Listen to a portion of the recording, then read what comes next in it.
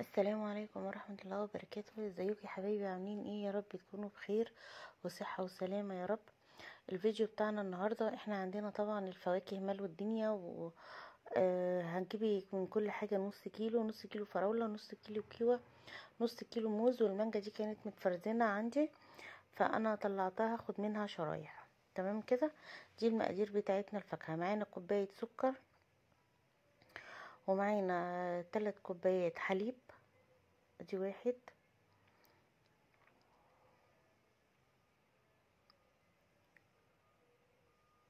2 وادي 3.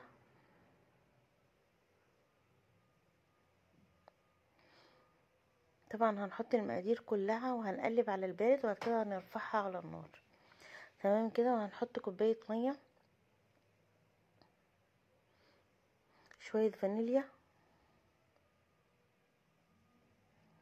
الكيس ده كيس هو كله على بعضه بيبقوا 3 معالق كبار. انتي لو عندك هتحطي 3 معالق كبار، ما عندكيش وهتشتري هتجيبي كيس زي ده، هما برضو بيبقوا 3 معالق. ده اللي هو بودرة او حليب بودرة. 3 معالق نشا او 4 معالق نشا. ادي 2 3 4. هناخد كل الكلام ده هنقلبه على البارد لحد ما يتظبط معايا، وبعد كده هنرفعهم على النار ونيجي نخرط او نقطع مع بعض الفواكه.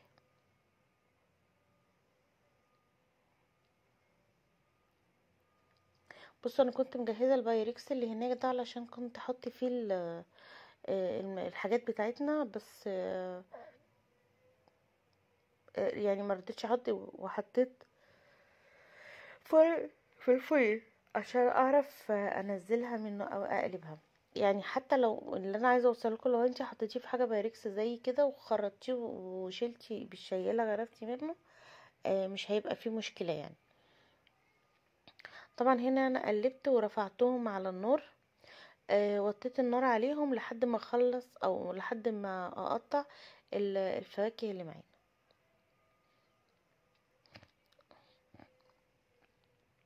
طبعا كل حاجات هنقطعها عادي جدا، يعني التقطيع ما فيهوش اي مشكله خالص. تمام كده. انا جايبه من كل حاجه نص كيلو. طبعا انتي بتحطي، انا خلصت الموز وبخرط الفراوله. طبعا انتي بتشتري وبتجيبي الفواكه اللي انتي حباها او اللي الولاد عندك ايه بيحبوها.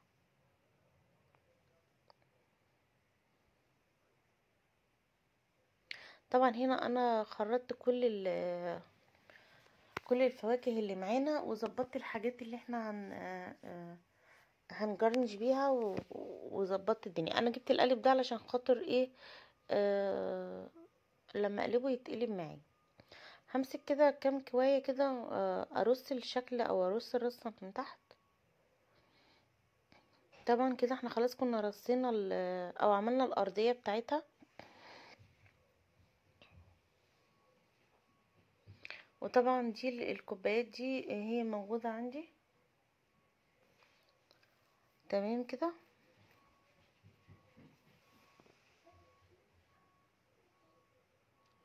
هنا حاولت ان انا اقلب فيها شوية عشان اخرج البخار منها او السخونية، وابتدي ان انا ايه اغرف منها على طول.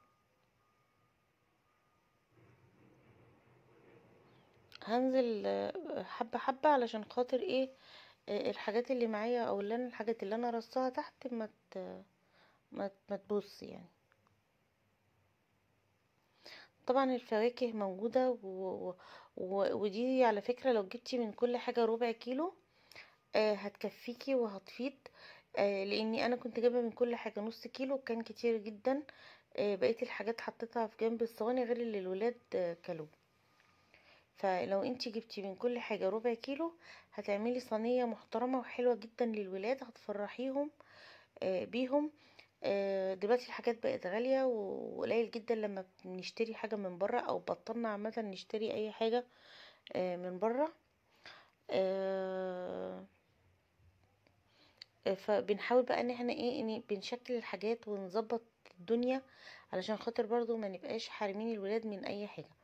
طبعا انا رصيت الموز والفراولة والكيوة وقطع من المانجا، حطيتها وهنزل عليهم ببقية الخليط.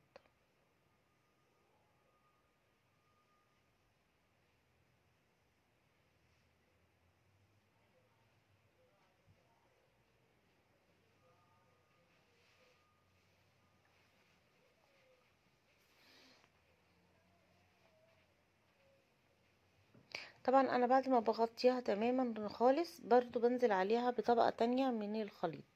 الطبقة الاخرانية دي مش هتبقى كتير علشان خاطر ما تبقاش بارزة لفوق يعني.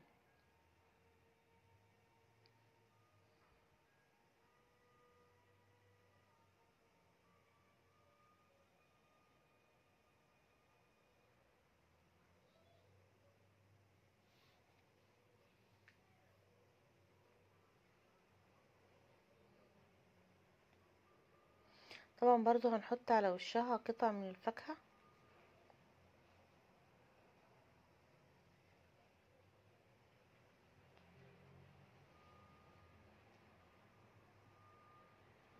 طبعا احنا بنحط عشوائي كده مش بنرص.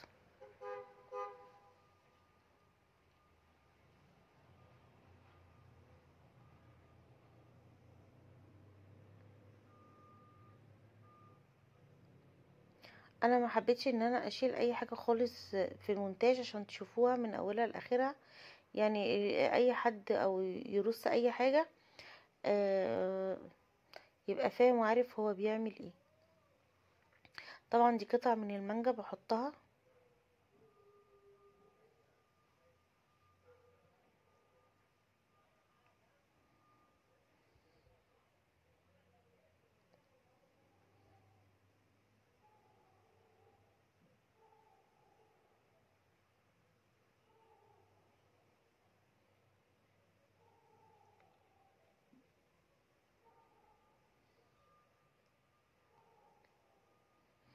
طبعا يعني شكلها والشكل بيتكلم عن نفسه. طبعا انا خلاص خلصتها، هروح ادخلها التلاجة عادي جدا. الكوبايات دي كانت موجودة عندي، فانا حبيت ان انا اوريكم ان هي عادي جدا ممكن تعملوها في كوبايات يعني بالشكل اللي يريحك في البيت او يناسبك. تقدري ان انتي ايه تحطي تعمليه يعني للولاد.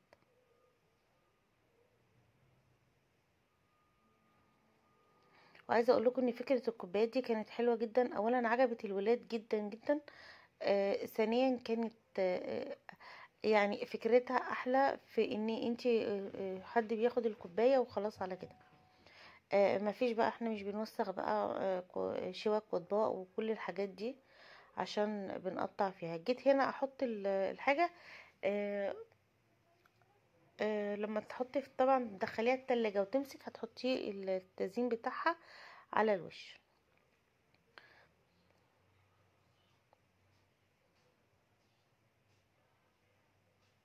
طبعا انتوا بتلزقي الفواكه كده على فكرة، بتلزق يعني.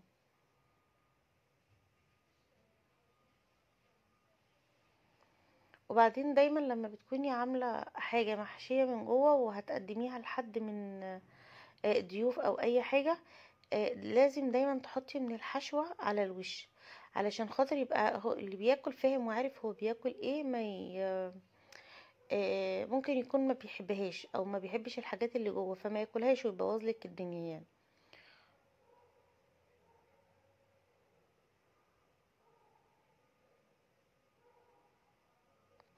طبعا انا هنا كده خلاص خلصت الثلاث كوبايات اللي كانوا معايا على قد الحاجات طبعا. ده كان شكلهم. آه، مش عارفه الكاميرا بتعمل لي كده. ده كان شكلهم طبعا. هروح طبعا برضو احطهم في التلاجة ونرجع لما مش عارفه الكاميرا بتعمل لي كده، ونرجع لما ينشفوا او يجمدوا معانا.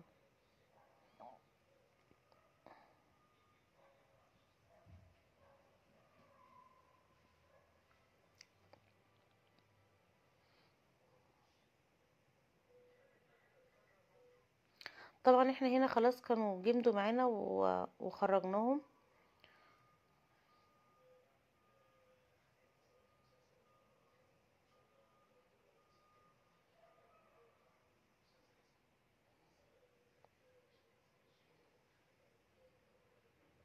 طبعا هبتدي ارص الحاجات دي على الوش او ازين شكلهم.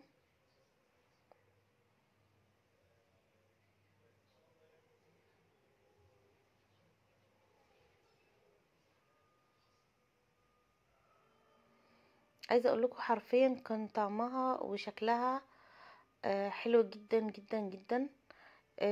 الولاد فرحوا بيها وعجبتهم قوي قوي قوي. وفرحتهم بحاجه بسيطه. يا ريت لو الفيديو عجبك ووصلتي معايا لحد هنا ولسه ما حطيتيش لايك للفيديو، يا ريت تحطي لايك للفيديو عشان يوصلك مني كل جديد. ولو ما اشتركتيش في القناة يا ريت تشتركي علشان خاطر القناة تكبر بيكم وبرأيكم.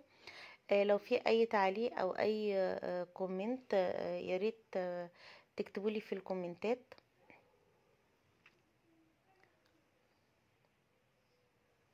هنا انا ابتديت بقى ان انا افتح فيها كده، يعني عشان ايه الجناب بتاعتها ما تبقاش ماسكه، وهقلبها.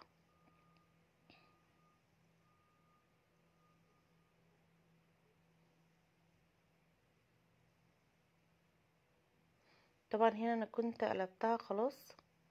اول ما تقلبيها يعني ما ترفعيشها على طول، لا سيبيها شويه لما كلها تنزل. ده كان الشكل النهائي بتاعنا. يا رب تكون الفكره عجبتكم، وبألف هنا وشفا يا رب. بقية الفواكه انا حطيتها جنب الصينية لاني طبعا كنت خلصت يعني. ده شكل الكوبايات بتاعتنا.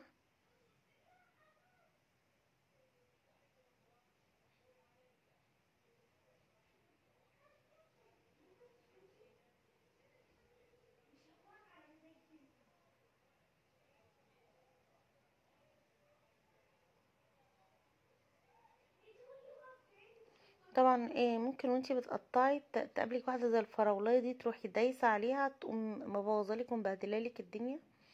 فدايما خلوا بالكم لما بنكون حاشين حاجات كده ونقطعها. ده كان الشكل بتاعنا. بصوا شكلها، ريحتها وشكلها كانوا تحفة تحفة تحفة.